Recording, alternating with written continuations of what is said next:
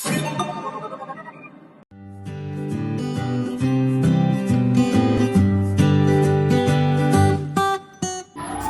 warahmatullahi wabarakatuh. Perkenalkan, nama saya Willa Khairiyah dengan NIM 12120500186 dari kelas 2E Pendidikan Matematika UIN Sunan Gunung Jati Bandung. Di sini saya akan mewawancarai guru BK di MTS Yasmin. Assalamualaikum Ibu. Waalaikumsalam. Sebelumnya dengan Ibu siapa? Saya Bu Yayu. Sudah berapa lama Ibu menjadi guru BK? Kalau jadi guru BK sih sudah lama, dari tahun 93 sampai sekarang. Terus kemudian di Yasmin saya mulai tahun 2019 sampai sekarang. Izin bertanya Bu, bagaimana upaya Ibu sebagai guru BK untuk mencari atau mengembangkan minat dan bakat siswa-siswi di MTS Yasmin ini, apalagi khususnya untuk anak kelas 9 yang akan melanjutkan studinya ke SMA? Itu panjang perjalanannya, tidak langsung tujuh di kelas 9 baru diarahkan, enggak. Biasanya sudah diawali dari kelas 7. Kelas 7 itu ibu sudah mulai mencari data-data mereka mau kemana, itu sudah ada. Biasanya ibu sebarkan angket pada mereka, terus kemudian ibu sebarkan data pribadi mereka, sehingga ibu kenal keluarganya, terus kemudian kenal latar belakangnya, terus kemudian nanti juga kenal bakat minat mereka. Karena untuk kelanjutan di SMA itu tidak hanya dilihat dari nilai rapot saja, biasanya juga dilihat dari latar belakang orang tua, terus kemudian juga minat bakatnya. Misalnya kenapa kok memakai latar belakang orang tua? Karena orang tua itu sangat berpengaruh. Biasanya yang utama adalah latar belakang ekonomi, kemudian pendidikan orang tua itu berpengaruh sekali. Karena semakin tinggi pendidikan orang tua, biasanya anak-anak itu lebih condong ke SMA, misalnya seperti itu. Karena mereka nanti setelah SMA, mereka orang tua itu biasanya mengharapkan lanjut ke perguruan tinggi.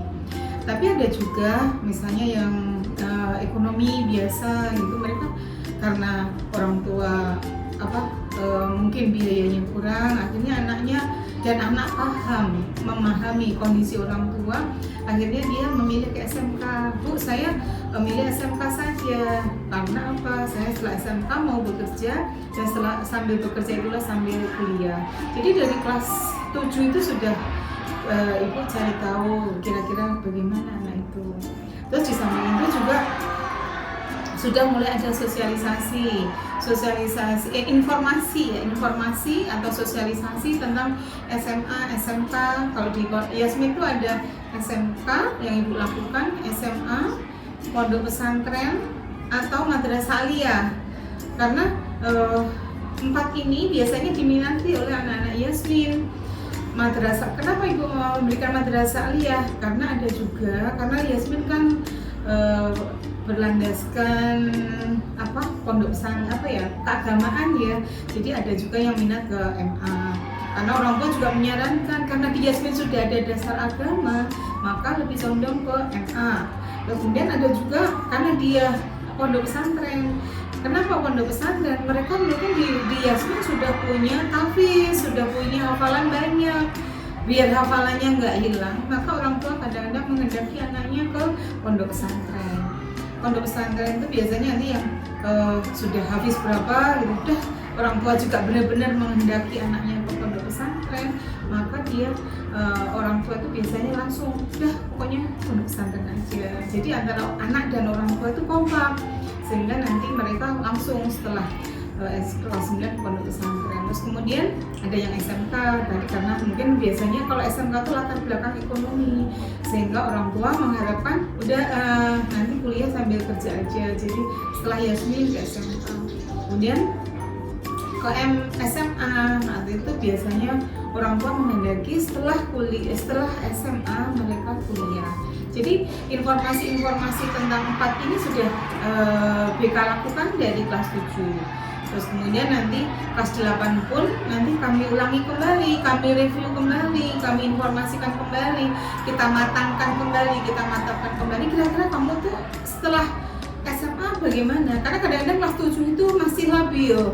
Anak-anak tuh kadang-kadang masih, Bu, saya pengennya SMA aja. Nanti setelah SMK mau dan memahami kondisi orang tua, entah kelas 2 berubah lagi. Tapi nggak apa-apa, memang itulah proses ya.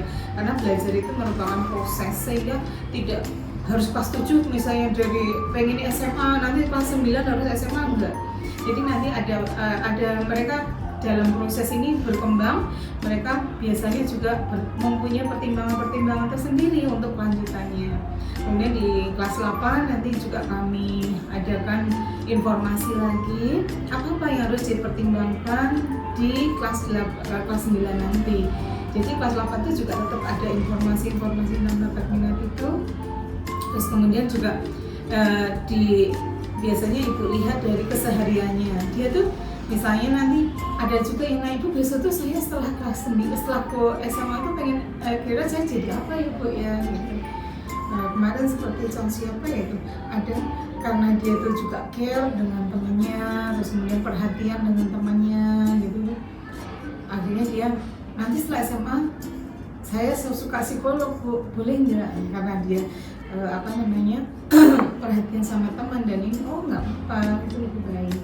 Ada juga yang seperti itu. Terus kemudian nanti di kelas 9, kemudian naik kelas 9 ya kami ulangi kembali antara SMA, SMK, kemudian pondok pesantren, kemudian MA itu kami ulangi kembali, review kembali, biar mereka lebih fit, karena kelas 9 itu benar-benar sudah tidak boleh istilah berubah cita-cita itu.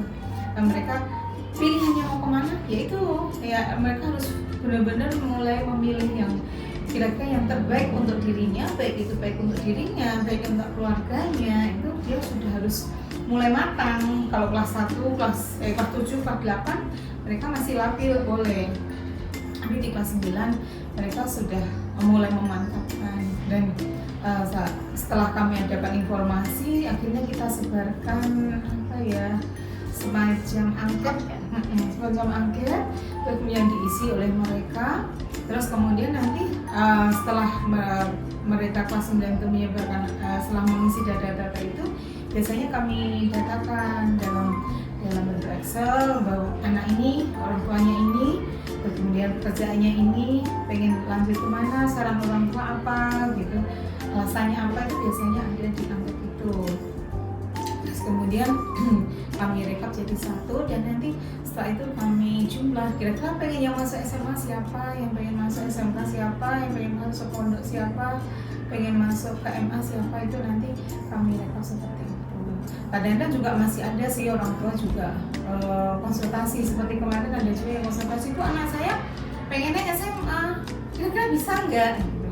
Padahal kalau anaknya tuh di sekolah biasanya hobinya di outdoor gitu, ya, hobinya di luar, belajar di luar. Sedangkan anak pengennya SMK, orang tua pengen SMA. Akhirnya dengan kita berikan informasi gitu, akhirnya orang tua menerima anaknya harus di SMA. Jadi prosesnya nggak mudah untuk mengegulkan anak bakat dan minat itu, biasanya kita mulai dari proses intinya. Terima kasih, Bu, atas waktunya. Mudah-mudahan Ibu selalu diberikan kesehatan dan layanan BPDM Assessment semakin lebih baik. Terima kasih, mudah-mudahan sukses ya Mbak Alda, dan nanti berkah ilmunya, manfaat ilmunya, dan sukses selalu. Cukup sekian dari saya. Wassalamualaikum warahmatullahi wabarakatuh.